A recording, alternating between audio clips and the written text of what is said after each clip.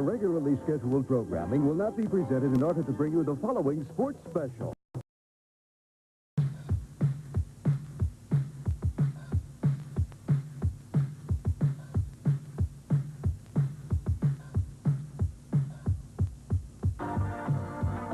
St. Louis Steamer Soccer. Tonight's game is brought to you by Budweiser. Beechwood age for that distinctively clean, crisp taste that makes Budweiser the king of beers. For all you do, this Bud's for you. And by your locally owned and operated McDonald's restaurants in St. Louis and Metro East. Now, St. Louis Steamer Soccer.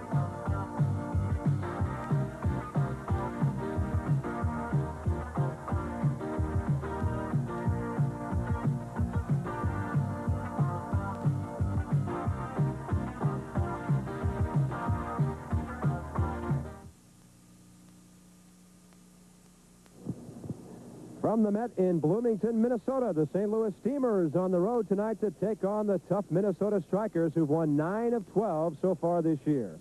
And good evening and welcome to our coverage of Steamer Soccer tonight. Bob Carpenter along with Bob Burnett. Coach, a great win for the guys a week ago. They've had to sit around for 7 days now, and it's tough to play a team like Minnesota on the road after doing that. Especially Minnesota, 17 in a row right in this arena, so it will be tough.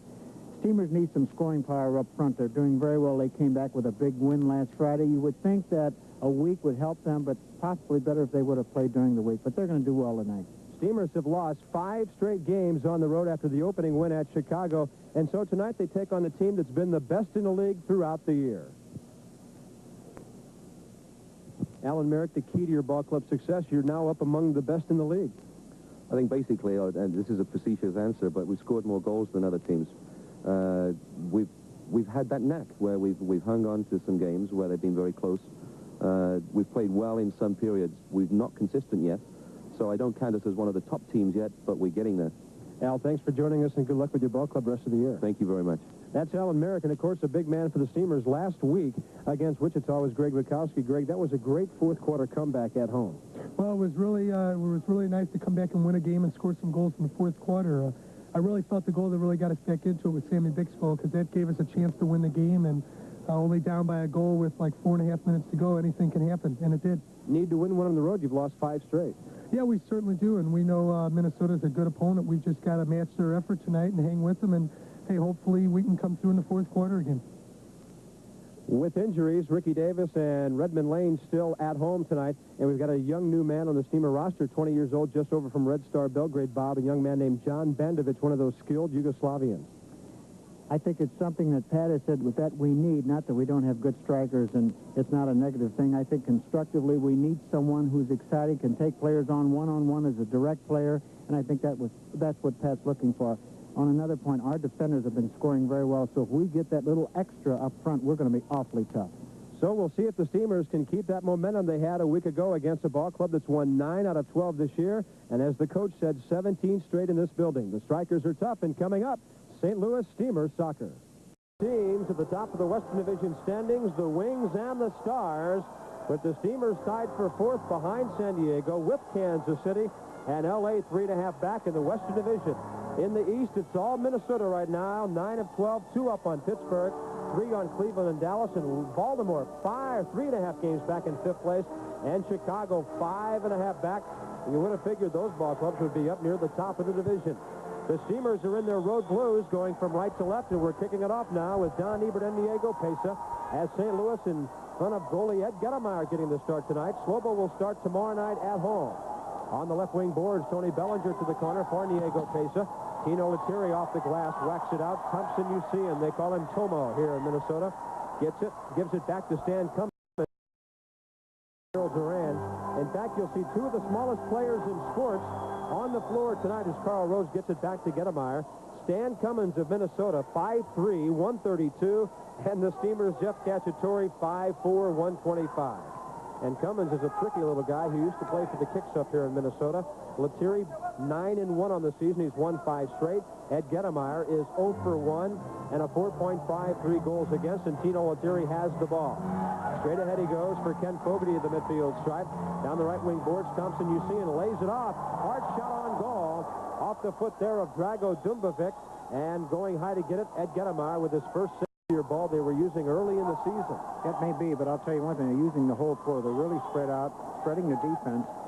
They're positioning themselves, making intelligent runs, and that's what's creating that possession. Oh, that's got to be 2 minutes as Dan Canner put Don Ebert's picture on the right corner boards. Ebert had him beat. Canner painted the boards with number 9 of St. Louis. Ebert gets up a little shaky, but the Steamers will be on the power play with 3:12 remaining. We're scoreless from cold Minnesota. This is St. Louis Steamers. It looked like Dwight Lodovegas of Minnesota. Dangerous play, and he's called for the foul. Number 4 on the strikers. The Steamers have but 1. 40 seconds left in the first quarter. Credit Greg Mikowski because they had shot on goal. Greg just gave his body up, blocked it with his foot. It was going towards goal. Lodovegas out of control on that play. Now a steal by UC in the midfield. Right side for Drago Dumbovic, and left point for Lodovegas, who's got a cannon left foot. To the corner. Here he goes. Centers. Oh, what a save by Gettemeyer. UCN guided it beautifully on goal, and Eddie saw it in time and dove hard. Fine save. Well, he was in a ready position. Here comes Rose. Top of the slot, back the other way. 8 seconds left in the period. Bellinger to the left wing corner. Minnesota's John Bain has it. That'll do it for the first quarter. Into the corner, and we are scoreless after 15 minutes of play. And you can thank Steady Eddie for that. He made a remarkable save a moment ago. Went down hard on his left shoulder. Gets up holding it a bit. But we're scoreless, and that's got to be a plus for St. Louis against a Minnesota team that's outscored their opponents by better than a 2-1 margin this year. Bob, it was truly a wonderful save. Watch Eddie, if he can get down, he gets down low, his feet are moving, he comes out, he gets a good angle, he anticipates, and he's not afraid. He's great leaving his feet. He outstretched left hand and just tucks it right in. A outstanding save by Ed Gettemeyer, and that's the end of the first quarter of play. After 15 minutes at the Met in Minnesota, we are scoreless, and this is St. Louis Steamers. I asked Jeff a couple of months ago, where'd you go for your honeymoon? He said, training camp. Must have been fun. Bob, a credit to the Steamers defensively. First 2 quarters for Minnesota has been their best quarters. We've held them off the board so far. Lodovegas in front. Sammy Bick, outstanding play. He made the block, stopped the ball, and then swung it around for Ed Gettemeyer. Minnesota really starting to pick up the pressure, though. Uh-oh, Bick taking off the ball. Here's Cummins. He's got Willie in front. And Gettemeyer comes out, and he took a shot in the face from Alan Willie. The question is, Bob, was that called a foul? I don't think so. I don't think so. I never saw a referee's hand come up or heard the whistle. They simply stopped the play because Eddie took a shot in the face from Willie, but I don't think a foul was called on this play. He made a great play. He came out and reached in, grabbed the ball, and I think he got the sole right in the face. Looks like the knee got it. Boy. That'll ring your bell. Eddie holding his nose. As they say, he put his nose in there, didn't he? He went after the ball, had to do it. I was surprised there. I thought he was going to get beat, but Jeff coming back down the middle caused that also to happen. He couldn't make the play down the center because Jeff was there defending. Ed Gettemeyer, 25 years old. Kennedy High School out in West County. An all-stater there. Had a great career at SIU. And now we have a foul in midfield, and that's number 5 on St. Louis.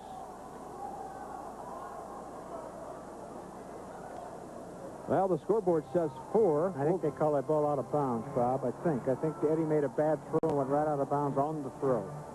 So Minnesota controlling, each team with 4 fouls, 2:20 remaining. And Tino Lettieri with it. Scoreless game. Almost 30 minutes in. Up the left wing for Thompson, Usean. Mikowski on him. Usean trying to back in. Little help from Bill Stallings there by St. Louis. Usean volleys it across, headed in by Dumbovic. Cacciatore clears, but not out. In front, a shot blocked by Mikowski. He stepped in front of Usean and Cummins and made a fine play. Here's Lodovegas to the left wing corner against Bill Stallings. Looking to center. Cacciatore finally knocks it away. Well, you don't expect a team who scored 63 this year to be held scoreless so far, but the Steamers have been unbelievable defensively tonight. Steamers have been criticized for their defensive style by certain people around the league, but they exploded for 4 goals the other night, so they showed they can score time and time. They play man-to-man defense, Bob. They just play tough all over the floor. Nothing wrong with it. Sammy Bick just tripped over the carpet as he leaves. It's down the left wing for Stallings. Fredrickson looks to center. Mikowski can't get it. Ball cleared away by Drago Dumbovic. Centered by Mikowski to Bellinger. Bodies fly. Play on, they say, as Fredrickson clears it. Freddie to the left wing corner. On top for Bellinger. First time, and Tony couldn't get in front of it enough. Hit it wide. It'll be a goal kick for the Strikers with 53 seconds remaining. Bob, one thing I've noticed, the turf is coming up off the ice in a few spots, and players have been tripping all over the place. It was really coming off even before the game started. I walked the entire length of the floor just looking at it, and there was areas that were loose then, and as the game goes on and you get people running back and forth and applying pressure to it, you're going to have that happening more and more, and that's dangerous. Yeah, there are some of the spots where you can see a good inch or inch and a half of ice in between those seams. Here's Letier. Bar Willie. He escapes the clutch of Bellinger. Tries to center it. Fredrickson and Rose stop it. And Carl will moves it to Bain, who shot it just high and wide.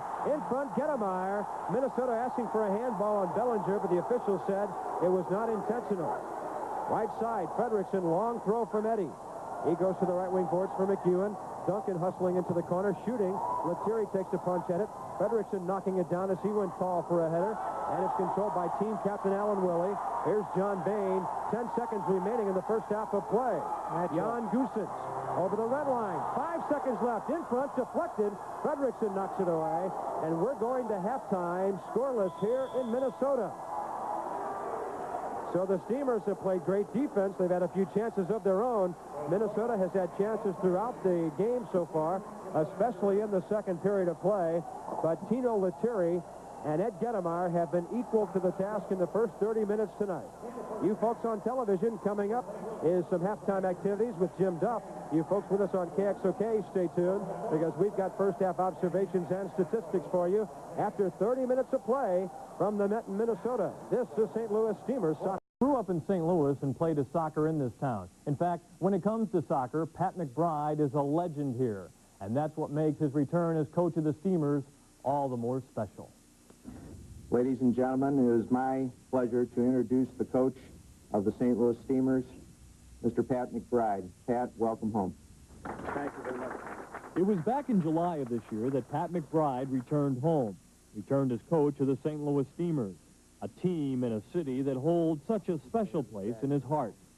What made this moment so very unique was its unlikeliness. And these days, every time Mcbride prepares to coach another Steamer game, even he has to realize the irony of it all.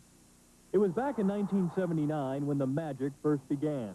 The newly founded Steamers were an instant success, and Mcbride, one of the people most responsible for building the excitement, emotion, a proud tradition that over the years has come to symbolize St. Louis Steamers soccer. But several years ago, there was a falling out, and the fiery Mcbride resigned, only to resurface as coach of the Kansas City Comets. With Mcbride leading the way, the Comets became a success. But while his team was in Kansas City, his heart remained in St. Louis. And last summer, when the Steamers were looking for someone to rekindle that flame, they realized it was Mcbride who held the match. Suddenly, this man who had been there through all the glory years was coming back home as a Steamer once again. I think we're looking forward to having the opportunity to come back. And so were the kids. The kids were looking forward to coming back to St. Louis and seeing the family and seeing... All right, keep them good and short here. It's going to come. Let's go. What has also returned to St. Louis is Pat Mcbride's enthusiasm for the game of soccer and his dedication and commitment to the Americanization of the sport. It is no coincidence that where this coach goes, American players prosper. Over the years, he's helped develop dozens of players from around the country. Many of them owe their careers to Mcbride, a forerunner of American soccer who gave them a chance when others would not. When you look at our roster, and we can say we have 12 out of 20 players from St. Louis that are on a professional team's roster, in what other sports can you look at and can you make that claim? Yet, we take it for granted. It's something like, hey, we're proud of, yet, well, say we've heard it so many times. And I think that's something that we really have to stand up for. I think it's really, it's really neat. It's really unique in that we've got that many players that are capable of performing at this level. McBride's goal to promote American soccer is shared by his wife, Barb. For 17 years, she also has been very much a part of his professional ups and downs. And if anything, that has only served to strengthen the bond they already share. Of course, having a good sense of humor also helps as well. I know there was a lot of speculation, a lot of talk before Tony Glavin was named assistant coach that there's going to be a husband and wife team. The first one of the MISL.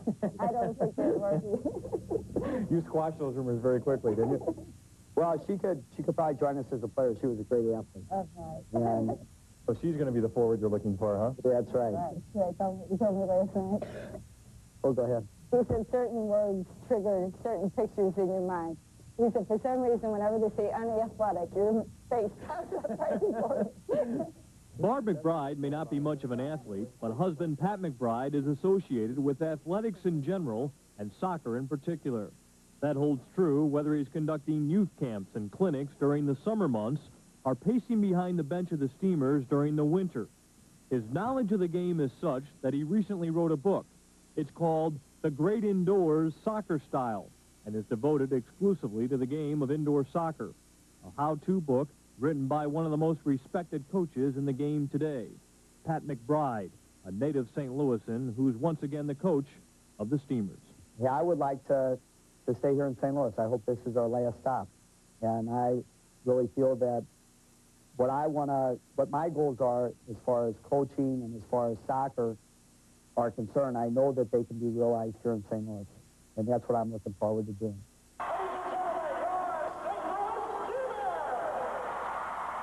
It wasn't too long ago that all of this seemed like an impossible dream, but this one has come true. Not only for Pat McBride, but also for Steamer fans and players who now realize that America's coach, indeed St. Louis's coach, has come home to stay. And I know what it seemed you were learning in. Was there something that made you come back again? And what could ever lead you? What could ever lead you? Here where we need you. Here where we need you. And keep him alive, 'cause we got him on the spot. Welcome back. Welcome back. Welcome back. Welcome back. Welcome back. Welcome back. Welcome back. Welcome back. Welcome back. Welcome back.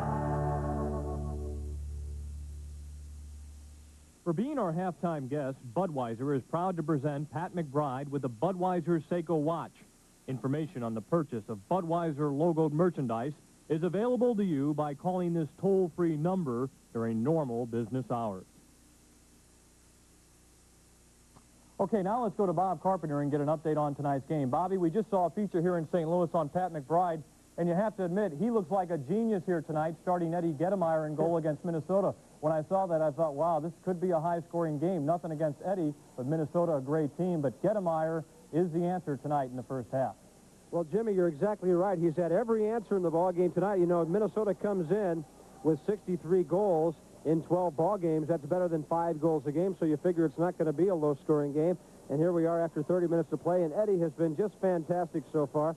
And tonight's first half, really, at both ends, has been a story of good goalkeeping. Eddie may be a little more spectacular than Tino Lettieri, but Tino always plays well against St. Louis. Here's Daryl Duran playing a nice 1-2, gets it back from Diego Pesa, and then Daryl takes one touch to the corner and lets one fly. He hits this ball nice and low, right on goal. That's a one that, you know, that when that ball skips in front of the keeper like that, that's a tough save, and Tino went out to kick that one away. Thompson-Usian gives the Steamers fits. Here he gets away from Tony Bellinger at midfield. Tony was claiming he'd been tripped in the play. Drago Dumbovic on the right side, and Usian, rather than laying the ball off, as you see, Carl Rose played a pretty good angle on that pass. That could not be completed, forced Usian to shoot, and the rebound went over the glass into the crowd. So great goalkeeping by Gedemeyer, and, you know, we should have a very interesting 30 minutes of play coming up in the second half. And, Jim, the Steamers need a win on the road so bad. They're very much in this one. This is anybody's ball game halfway through. Thank you very much, Bob. I'm looking for a John Bandovich goal here in the second half. What a debut that would be. Steamers win 1-0. Gedemeyer gets his shutout. Thanks a lot, Bobby. Doesn't matter who gets it. Let's just get a couple. I agree. Thank you. That's going to do it for Sports Break this evening. By the way, our next game is tomorrow night when the Blues play the Islanders. That game in New York. Okay, now let's return to Steamers soccer action from Minnesota. Thanks for watching. I'm Jim Duff. For Usean, bad angle, and he knocks it out to the point for Stan Cummins. Left side, White low to Vegas. Bob, what a pass by Darrell. Here's Canner. Top of the slot, yes! Boy, you miss a great chance, and they bring it right down and score. And Minnesota's on the board. I told you earlier, Dan Canner's got a great shot with either foot. A left footer that time, 1-0 for the home team. Well, we ran out of gas. We had the same 5 in there, and we were down on the attack for a good minute and just missed a golden opportunity. Don Ebert and coming back. And Don, as you saw, he just stretched out, and he tried to take Dan Canner on about 35 feet from the goal, which you don't do. But there was exhaustion there. We had an opportunity. We couldn't get the line changed. They did. And he hit a great ball. It had all the mustard on it, and Eddie just couldn't reach up and get it. Right side for Pesa. Just when you think you know all the rules of this game, you see something you've never seen before. Here's Bellinger. In top of the slot for Ebert. To his left. Donnie for Fredrickson. Carl Rose back to Freddie. He's got an angle to shoot. Does. Blocked by Tomby. Back in front. Ebert. Yes! All right. Don Ebert on the rebound. A full volley with the right foot. And the Steamers are back even as Ebert cashes in number 7 of the year. Well, but what led up to that was great effort by Mark Fredrickson. He had the first opportunity, was blocked. He stayed after the ball. He fought for it in the corner, won the ball, got the good ball across. Donnie Ebert, where he should be on the far post, hit it first time, just got underneath the crossbar. Great effort by Mark Fredrickson. Great shot for Don Ebert. Right there with him. Don Ebert, his 7th goal of the year. Mark Fredrickson, assist number 4 at 9:09 of the third quarter. And it's all tied at 1-1. Freddie and Ebert teaming up. Where it is right now, 1-1. Sammy Bick clears off the head of Dumbovic to midfield. David Byrne against Carl Rose. St. Louis has to be careful here with 5 fouls. Stuart Lee on the boards. Can't get it away from David Byrne. He tries to center. Carl Rose knocks it away, as does Sammy Bick. And here's Niego at midfield. Pesa, number 16. To his left, he's got Lee ahead of him with Duran. Niego goes down, courtesy of Dan Canner, and that's 4 fouls on Minnesota. 24 seconds left in the quarter. Our ball. We don't get the good shot. Play it back out. Let's hold it as long as we can. Don't let them get into that power play situation. Rose for Duran, knocked away. Good news for the Steamers. San Diego's been beaten tonight at Cleveland. St. Louis with a victory could get within a half game of the top tonight, at least a game of the top tonight. Here's Byrne shooting. Blocked by Pesa. Around the boards. Gettermeyer punches it down. Pesa clears for Duran.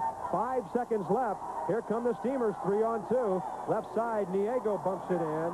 And Lettieri clears it away. But give St. Louis credit, Bob. They killed a penalty and played the last 8 minutes of the third quarter with 5 fouls and did not commit number 6. So the visitors have to have a bit of a psychological lift here. And we've got 15 minutes remaining at Minnesota. It's a 1-1 score. The fourth quarter coming up, and this is St. Louis Steamers soccer. Equalized at 1-1, and should be a good fourth quarter coming up. John Bain for Dwight Goose, or rather for Jan Goosens. Mikowski on him down the right wing. Centers it behind everybody, and here comes Niego. St. Louis 3-on-2 if Mikowski can catch up. Right side, Sammy Bick. Sammy in the slot for Pesa. In front, yes, Niego! Got it away from Tino Lettieri, and Lettieri's going to get a 2-minute penalty for kicking Pesa after the ball went into the net. The official was looking right at it, and Pesa scores, and Tino Lettieri, Bob, kicked him right in the midsection, and St. Louis will go on the power play as well. Tino didn't like Niego scoring, and Pesa stayed with it. Sammy Bick on the feed, 2-1 St. Louis, but now we're concerned about Pesa. He took a hard shot in the stomach. Let's go back and build that thing up. Pesa got the ball, and this time he released it quickly. Sammy Bick running hard off the ball down the right side, got the pass. He shot to the near post. We talked about that earlier in the ball game. It came off the near post. Here, the pass came from Pesa quickly. He caught Bick. Bick made the run, and he didn't try to score. He tried to go for the near post. Pesa, after giving the ball, he went down, established a lane, but now the effort comes right here. Pesa fought for the ball. Got it with the left foot, and then he got kicked, and that's a break for us now. We're up by 1, and now we're power play situation. Well, nobody ever said that Tino plays this game fair all the time. For you folks that are with us on television, you'll see a terrible foul here right after the ball goes into the net. Diego is down. Watch the kick right there, right in the midsection. And how that can be just a 2-minute penalty without a yellow card, I'll never know, and maybe it should be a red card. Diego evidently okay, though, Bob, as he got the wind knocked out of him, but the intent was surely more serious than the result. I'm glad he didn't get hurt. Super that he scored the goal, and now let's go get another one and go up by 2, because defensively we're sound. Stay right there with them. Pesa, his 7th of the year. Bick, his 3rd assist. 22 seconds of the 4th quarter, the time of the goal. Steamers in the power play this year, 32%, 6 for 19. Well, 6 for 20 now because they didn't score in the first period. And Minnesota now has to kill it. Daryl Duran gets possession, and a power play goal would be very big right here. Here's Mikowski, left wing, shooting into the crowd off the foot of David Burns. You see that play coming right away. He just doesn't make that save. Here's Usian at the red line, top of the slot. Right side, in front, deflected by Woolley wide. Cacciatore traps it for Ed Gedemeyer. He's got Sammy Bick running up the left wing. Sammy cuts across to the right. But chance for a shot. Lettieri takes him down, and that's going to be a penalty on Lettieri as he was out of control. Maybe 4 minutes, well, I hope. He's got to get a yellow card because that's his 2nd penalty. Bob, the reason he was called for that foul, he didn't go after Sammy Bick. He jumped at him. And that's got to be a dangerous play. Well, it certainly was. Sammy Bick had the position on. Sammy was going to try and tip the ball over the top. He knew Lettieri was storming down at him. No defense. Sammy going after the ball. And, you know, Sammy's tough, and he's not fake, and he's hurting.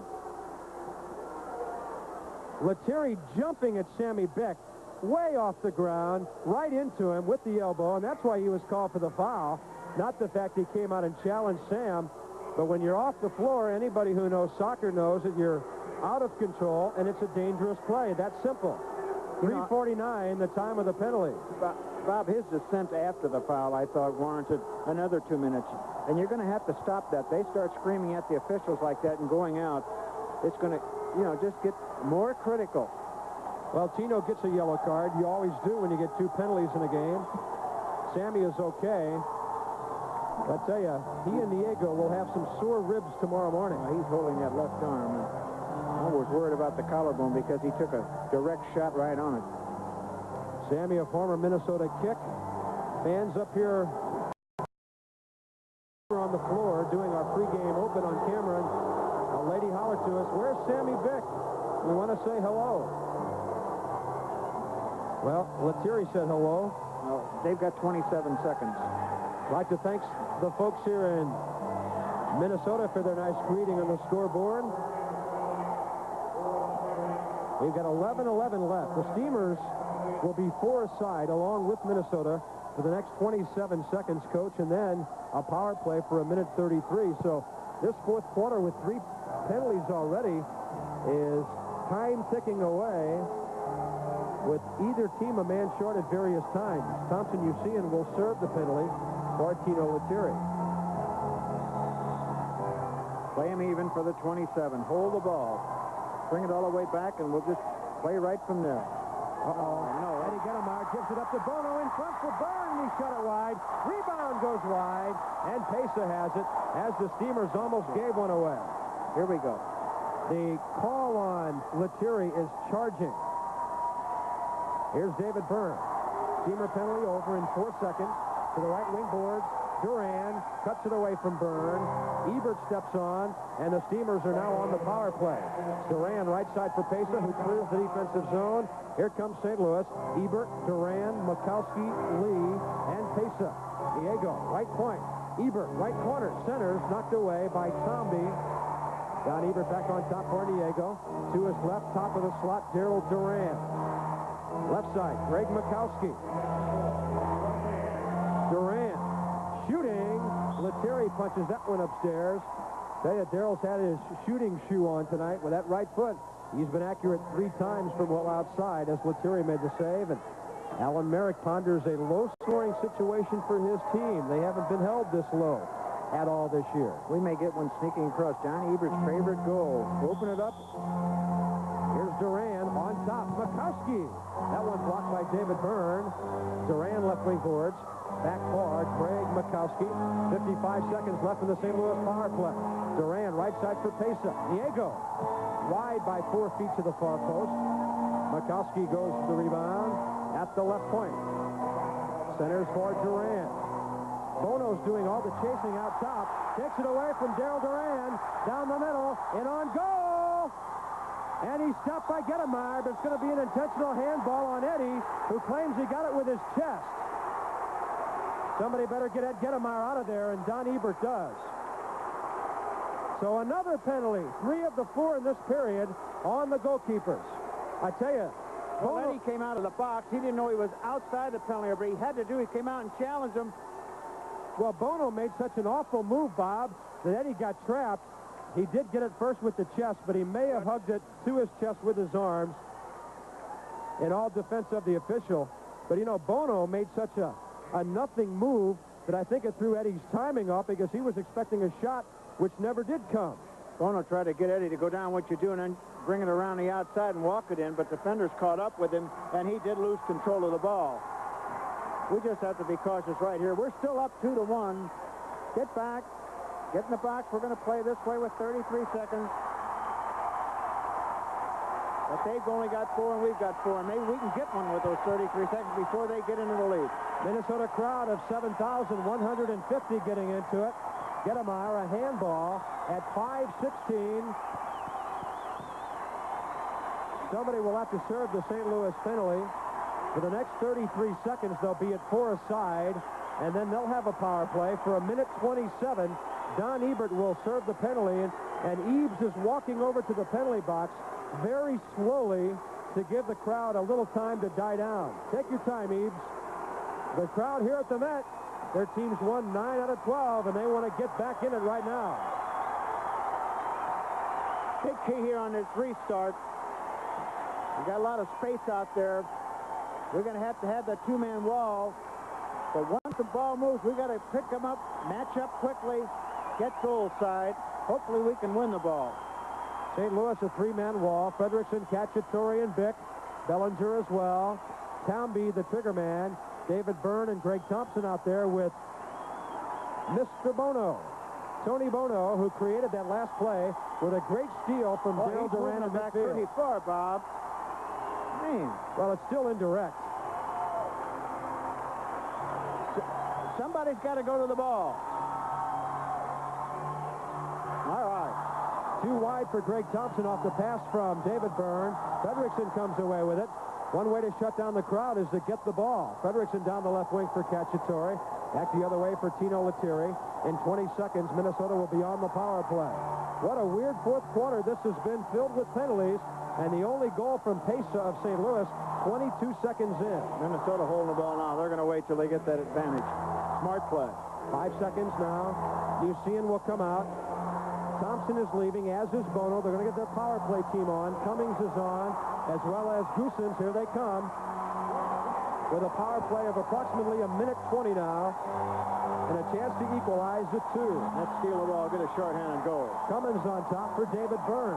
Top of the slot. Left side for Cummins. David Byrne with Cacciatore watching him. To his right. Can't get a shot.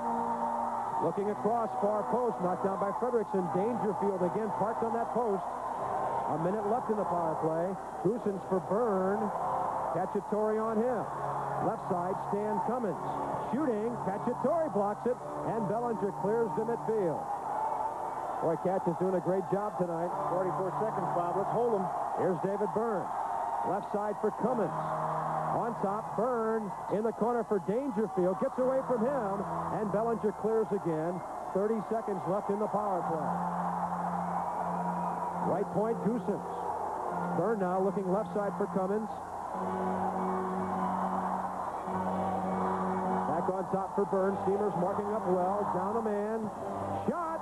Save. Gettemeyer, and almost snuck in the near post off the hard foot of Goosens, who can really hit him hard. Back out to the point for Byrne with 8 seconds left. Right side, Goosens. One touch, centers. Bellinger knocks it away. Stan Cummins.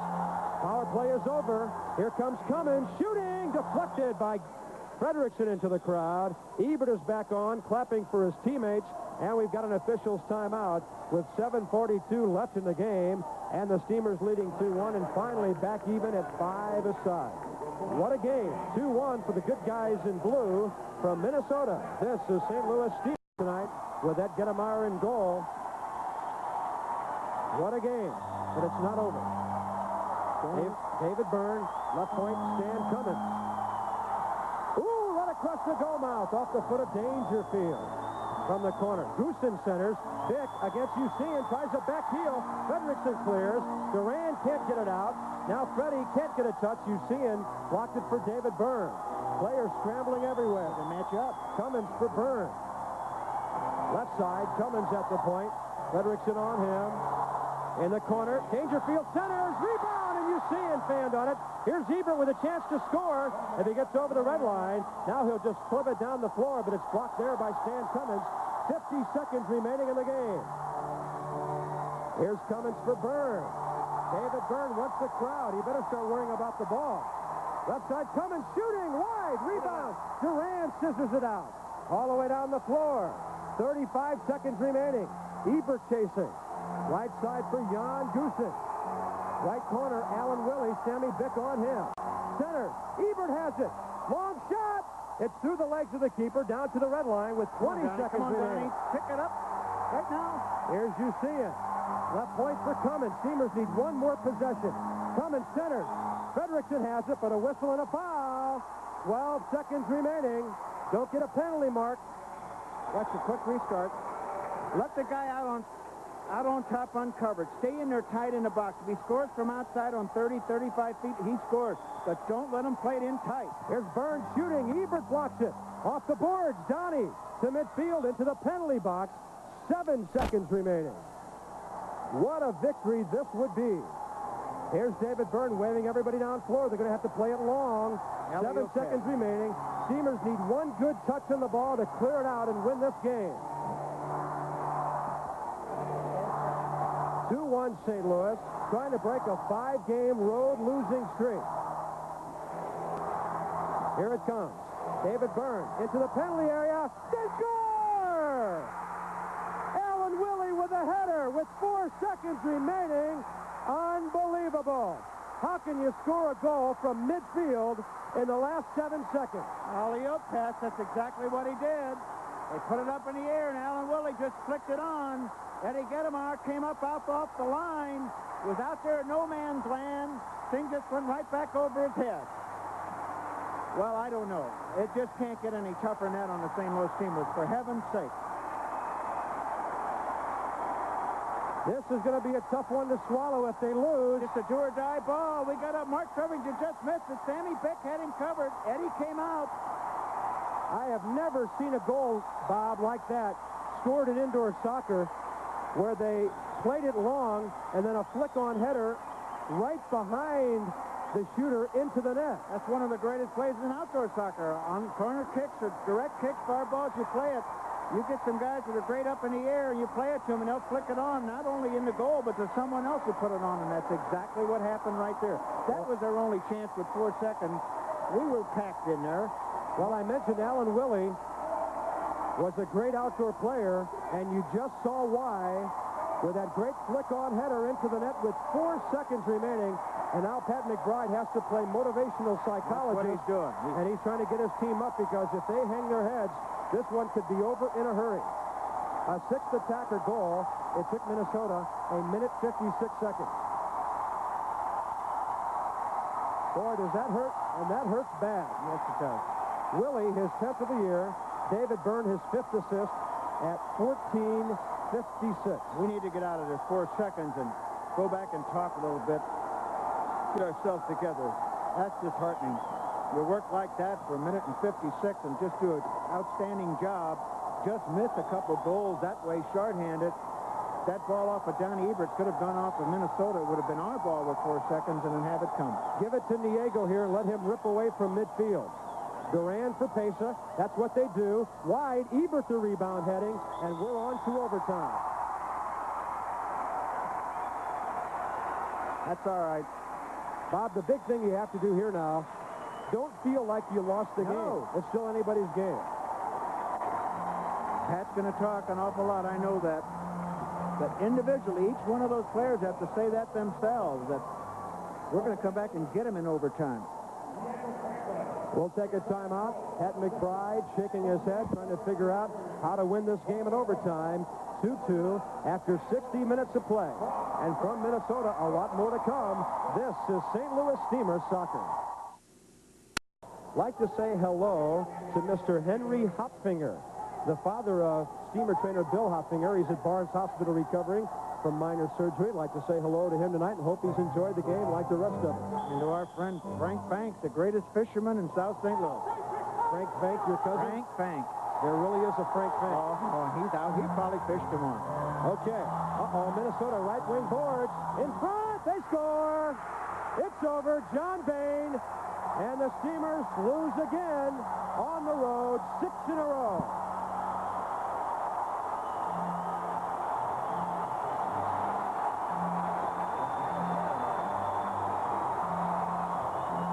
John Bain got a long releasing pass from a bad angle.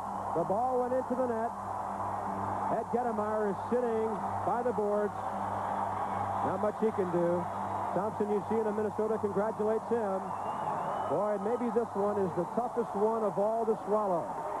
It was tough to lose at Wichita, but that one not as bitter as this one when the Steamers led with 7 seconds remaining and couldn't get a touch on the ball, with Minnesota having a free kick at midfield, and they've now won 18 straight in this building, 7-0 this year. Long ball down the right wing. David Byrne for John Bain, who got in behind the defense from a bad angle. Hit it beyond the reach of Gettemeyer. It hit the post and then went in.